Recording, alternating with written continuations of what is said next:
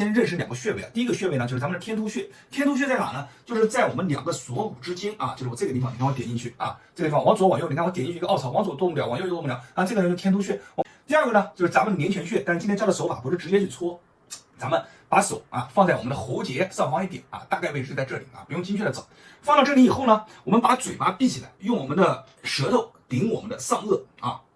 大家看一下啊，然后顶这个手呢就一直按在下面啊，往下压。拨，看一下，